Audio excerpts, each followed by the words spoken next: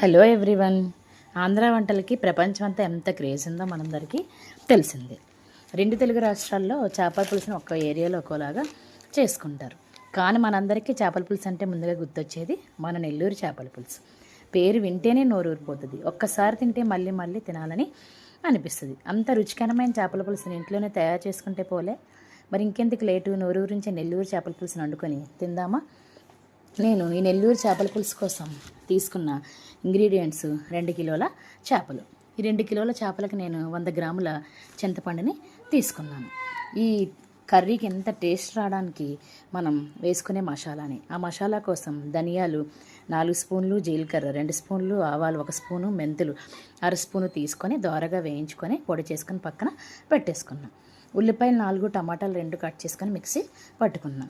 దీనిలోకి ఒక పుల్ల మామిడికాయని తీసుకొని చిన్న చిన్న ముక్కలుగా కట్ చేసుకొని పక్కన పెట్టుకున్నాం. ఉప్పు, కారం సరిపడా తీసుకోవాలి. కరివేపాకు, కొత్తిమీర, పచ్చిమిర్చి కూడా యాడ్ చేసుకోవాలి. ముందుగా నెల్లూరు చేపల పులుసు తయారు చేయడం కోసం స్టవ్ పైన ఒక మందపాటి కడాయిని పెట్టుకొని దీనిలోకి ఆయిల్ చాలా ఎక్కువ పడుతుంది కాబట్టి నేను 2 కిలోల చేపలకి 100 గ్రాముల ఆయిల్ని తీసుకున్నాను.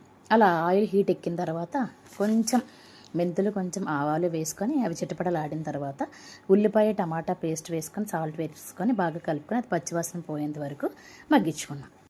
అలా ఉల్లిపాయ, టమాటా పచ్చివాసన పోయి మగ్గిన తర్వాత దానిలోకి సరిపడినంత కారం వేసుకొని ఆ కారం కూడా పచ్చివాసన పోయేంత వరకు మగ్గించుకొని ఆ కారంలోంచి ఆయిల్ పైకి వచ్చిన తర్వాత మనం ముందుగానే రెడీ చేసుకున్న చింతపండు పులుసుని దానిలోకి వేసుకోవాలి.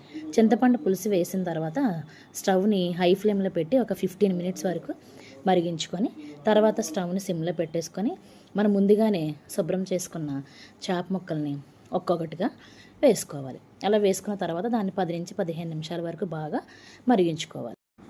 అలా పులుసు బాగా మరిగిన తర్వాత మనం ముందుగానే పౌడర్ చేసుకున్న మసాలాను కూడా అందులోకి యాడ్ చేసుకోవాలి. మసాలా యాడ్ చేసుకున్న తర్వాత మొత్తం ఒకసారి కలుపుకొని మూత పెట్టుకొని సిమ్లోనే ఒక 10 నిమిషాల వరకు మరిగించి ఆ తర్వాత మనం ముందుగా కట్ చేసుకున్న పుల్లటి మామిడికాయ ముక్కలను కూడా వేసుకోవాలి.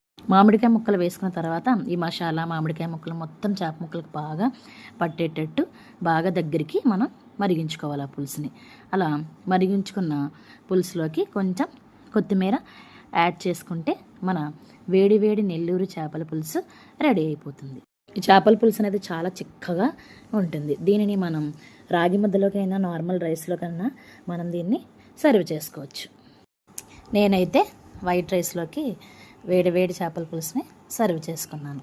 ఈ చేపల పులుసు చేసిన రోజు కన్నా తర్వాత రోజు తింటే ఇంకా చాలా టేస్టీగా ఉంటుంది. ఒకసారి మీరు కూడా ఈ నెల్లూరు చేపల పులుసుని ట్రై చేయండి.